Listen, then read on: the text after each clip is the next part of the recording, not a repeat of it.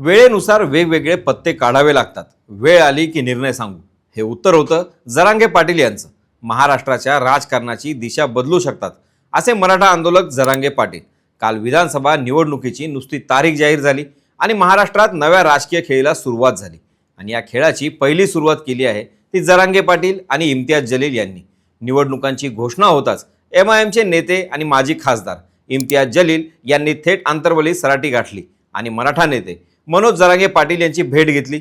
यानंतर नक्कीच राजकीय वर्तुळात चर्चांना उधाण येणं साहजिकच आहे, कारण इम्तियाज जलील आणि जरांगे पाटील यांची भेट ही तितकी सहज नव्हती. या भेटीमागं कुठलं राजकीय गणित दडलेलं असणार?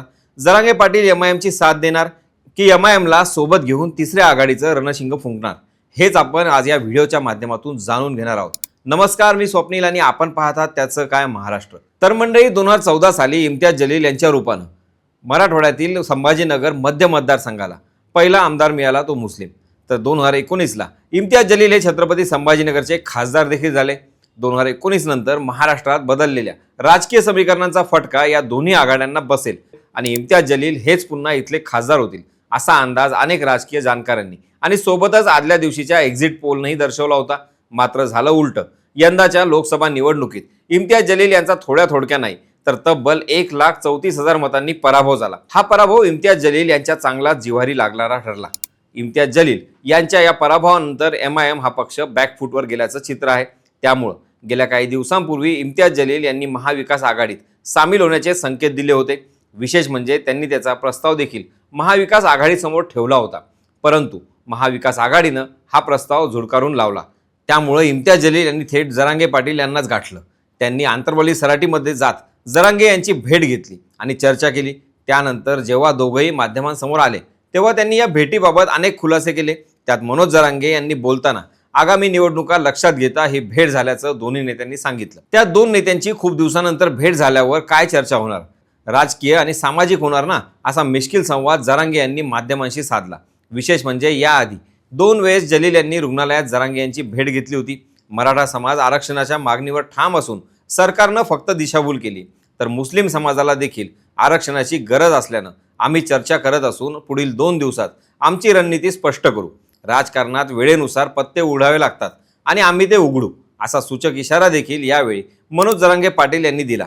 तर महाविकास आघाडीबाबत बोलताना इम्तियाज जलील यांनी त्यांचा खरपूस समाचार घेतला.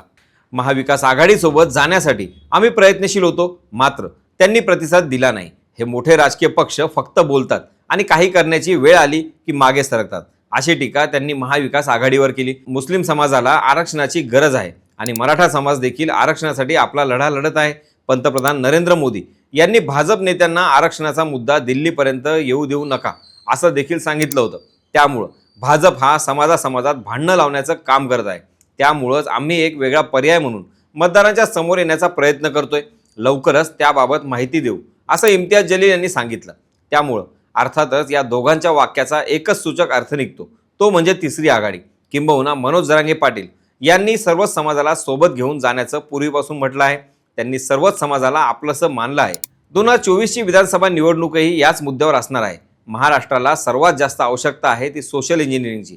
त्यामुळं यंदाची निवडणूक ही सर्वच जाती धर्माच्या पलीकडे जाऊन आपण सर्वजण एक आहोत, मी महाराष्ट्रीय असल्याचा मला अभिमान आहे, भारतीय असल्याचा गर्व आहे असं म्हणत लढली पाहिजे, असं इम्तियाज जलील यांनी म्हटलं. मात्र त्यांनी आपल्या विधानातून अप्रत्यक्षपणे मराठा समाजाला आणि जरांगे पाटलांना साथ घातली आहे, हे अगदी स्पष्टपने जाणवतं. आता हे सगळं आपण बोललो ते इम्तियाज जलील आणि जरांगे पाटील भेटीत काय घडलं याबद्दल. मात्र मूळ मुद्दा हा आहे की जरांगे पाटील यांनी जर MIM सोबत हातमिळवणी केली तर सकल मराठा समाज हा जो शब्द जरांगे वापरतात, तो सकल मराठा समाज जरांगेंच्या पाठीशी उभा राहील का? या तिसऱ्या आघाडीचा खरंच महाराष्ट्राच्या राजकारणावर परिणाम होईल का?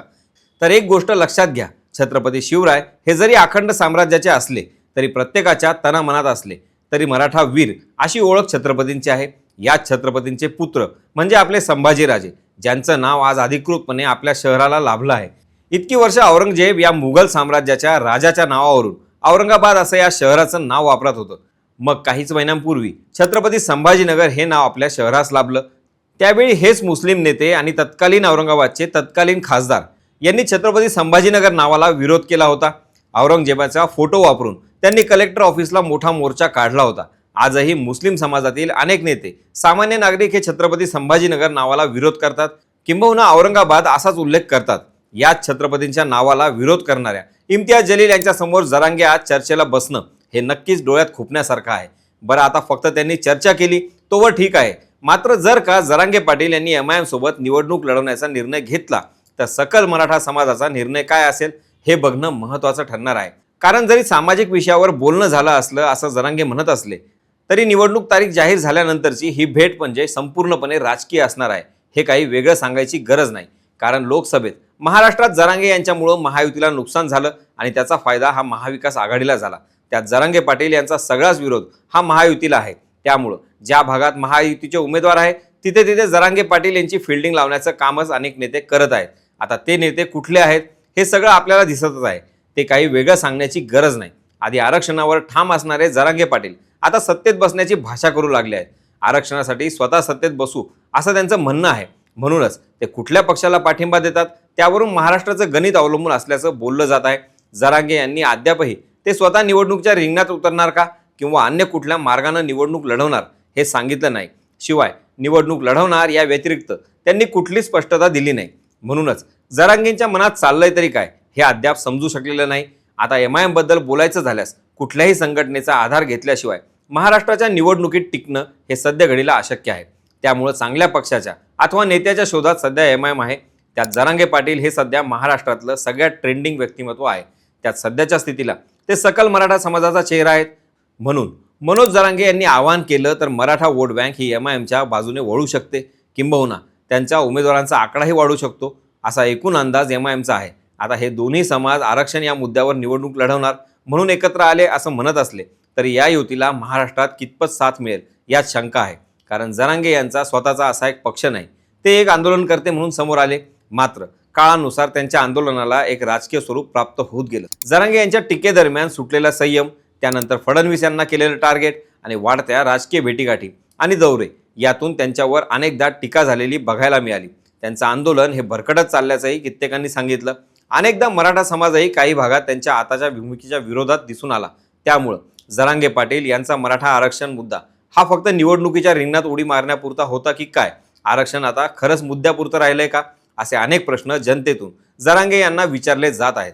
एकंदरीतच या पार्श्वभूमीवर जर MIM पक्षाचे प्रदेशाध्यक्ष इम्तियाज जलील यांनी मराठा आंदोलक मनोज जरांगे पाटील यांच्या भेटीमुळं राज्यातील मराठा आणि मुस्लिम समाज एकत्र येऊन सत्ताधाऱ्यांच्या विरोधात रणशिंग फुंकणार का, असं झाल्यास याचे महाराष्ट्रावर काय परिणाम होणार याबाबतचं तुमचं मत आम्हाला कमेंट बॉक्समधून कळवायला विसरू नका. बाकी राजकारणाच्या आखाड्यात आपली नजर कायम असणारच आहे, तेव्हा कुठेही जाऊ नका, पाहत राहा, सबस्क्राईब करा. त्याचं काय महाराष्ट्र.